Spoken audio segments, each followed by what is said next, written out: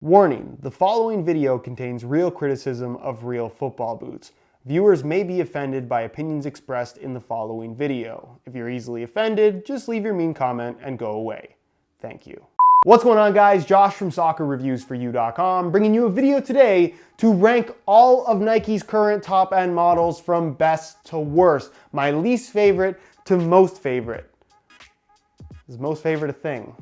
Everyone always wants to know what some of my personal favorites are, and that is basically what this video is. My personal favorites and the ones that I don't like quite as much. So if you guys do end up enjoying this video, don't forget to support it with a like. If it gets enough support, maybe I'll do this for Adidas or other brands as well. So let me know if you guys want to see more down below in the comments. And if you're new here watching for the first time, don't forget to hit that subscribe button along with the little bell notification for daily videos on all the latest and greatest soccer gear. Now this list is going to include only the top end models from Nike that are currently available. So all the different elite models, low cut and mid cut variations, which will be individually ranked. And I'm also going to include the Nike Premier 2 because I personally consider that to be a top end model, even though it's technically not part of the four main silos. It's kind of its own standalone thing. It gets included either way. Also, this list is based on my own personal experience with all of these boots, as well as my own personal preferences. And if you regularly watch this channel, then you know that I think it's very important that when you pick out boots for yourself, your own personal preferences when it comes to fit and feel are ultimately what's most important. So it's very likely that while watching this video, you might not agree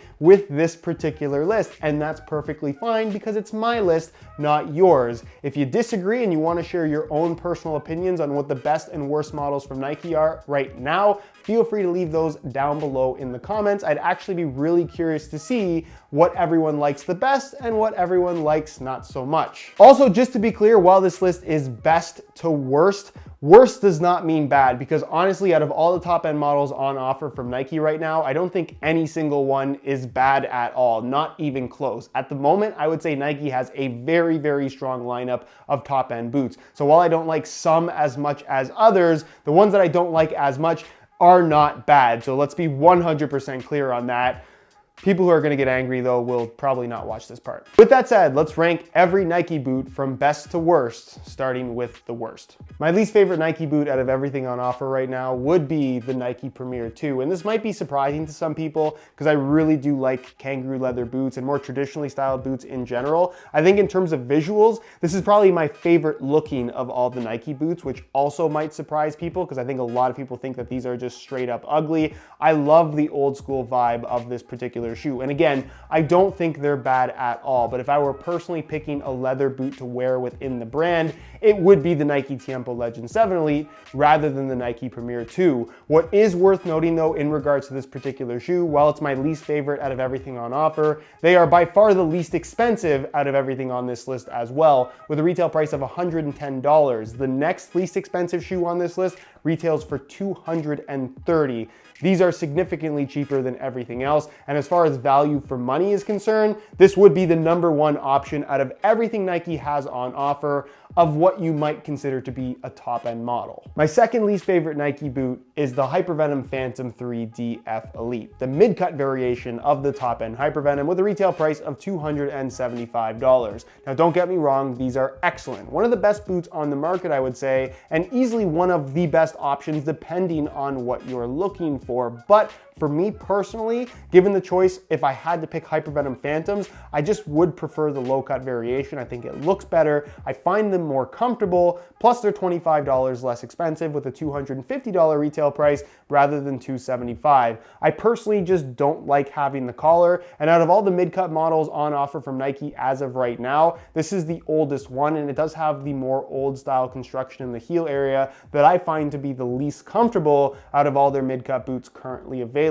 So again, excellent boots, just not one of my favorites. Moving on to my third least favorite Nike boot, which I know sounds bad, but honestly, I would be perfectly happy if these were my boots for the season. The Nike Hypervenom Phantom 3 Elite Low Cut.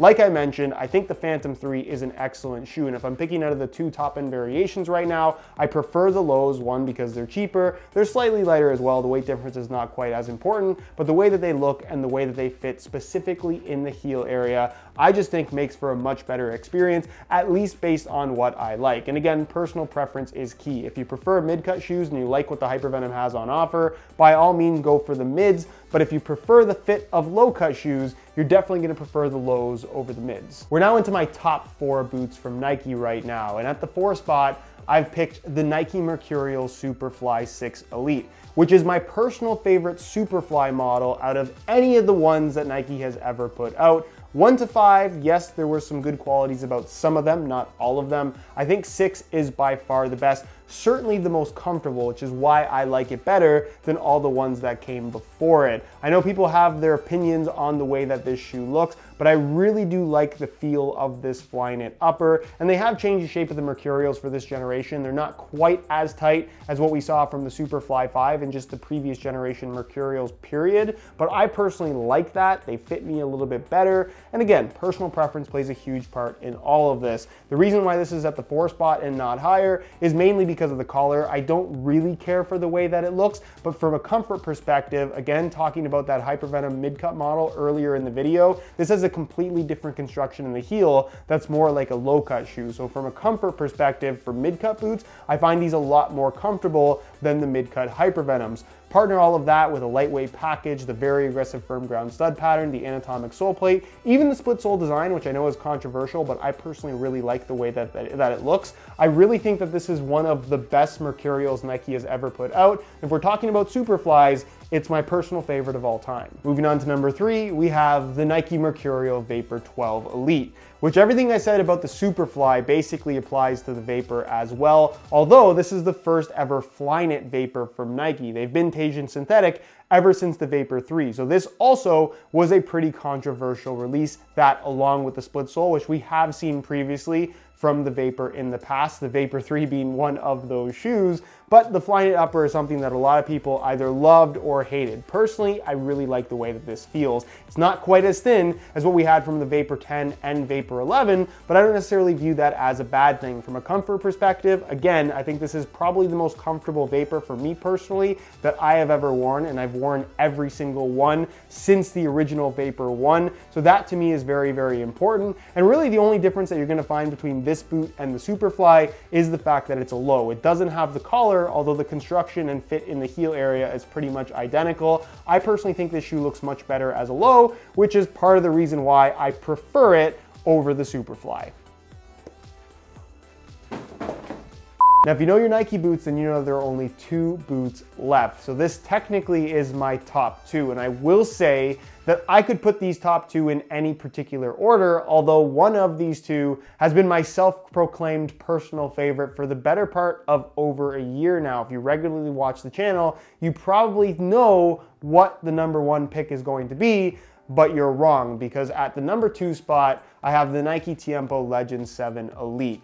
This has been my personal favorite boot basically ever since it came out, up until very recently, where something else from Nike released that I just really like the feel of, and we'll talk about that in just a second.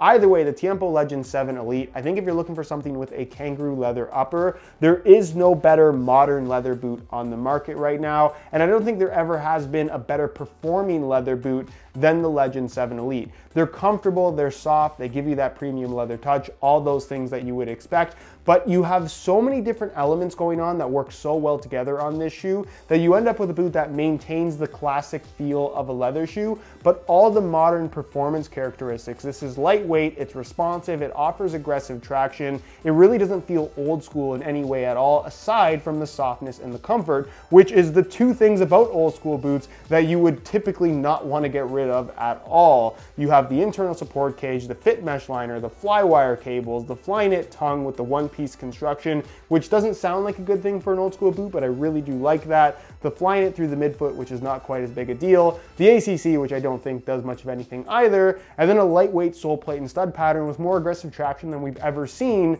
on the Tiempo line. All of that combines for what is arguably one of the best leather boots of all time. So if that sounds good to you, you're going to be very happy with the Legend 7 Elite. Which brings us to the final position on this list that also happens to be Nike's newest boot. And I know I've talked about this on the channel before, newer does not mean better, but in this particular instance, Nike has really impressed me. I didn't know too much of what to expect with this particular shoe based on how it looks, because it is kind of an odd looking boot. But once you have the opportunity to try these, trust me when I say that the Nike Phantom Vision Elite is one of the most impressive boots ever to come out. And when you're talking about Flyknit boots, I really feel strongly like this is the best Flyknit boot Nike has ever come out with. Now, it's not perfect. Like I mentioned, it does have kind of a weird look. The triangle and the swoosh right here, it's odd looking. The lace cover, while I think it looks cool to a certain extent, it is also kind of weird. And the fact that they added this fairly unnecessary collar is something I could do without from an aesthetic standpoint. But the way that these feel, the way that these perform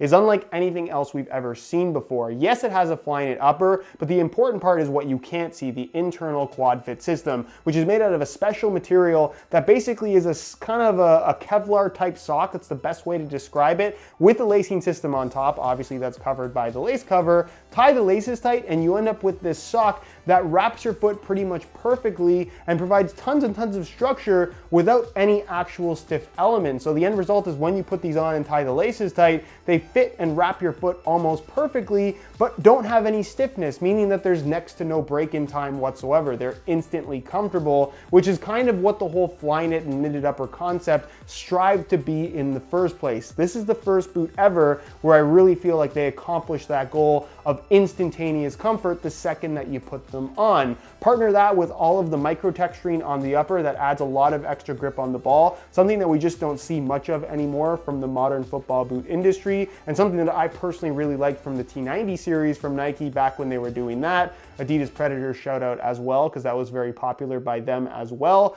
Either way, it's an excellent boot. I don't agree with the name. I think Phantom Vision is a dumb name given that there's already a Hypervenom Phantom. Kind of confusing, but Nike will do what they do. However, when it comes to producing a very high quality product, if you're asking what I think is the best model on offer from Nike right now, based on what I like, of course, I think it's the Phantom Vision Elite. And that pretty much concludes my list. Every single top-end Nike boot ranked from best to worst, or I guess worst to best. That's how I ended up doing it. Do you agree? Do you disagree? How would you rank these 7 Nike boots? Let me know down below in the comments of this video. And also, if you have any questions, feel free to ask those down below in the comments as well. And I'll do my best to get an answer out to you as soon as I possibly can. If you enjoyed the video, don't forget to support it with a like. And if you're new here watching for the first time, don't forget to hit that subscribe button for daily videos on all the latest and greatest soccer gear. You can find all my social media information linked down below in the description as well. And other than that, guys, hope you enjoyed the video. And as always, thanks for watching.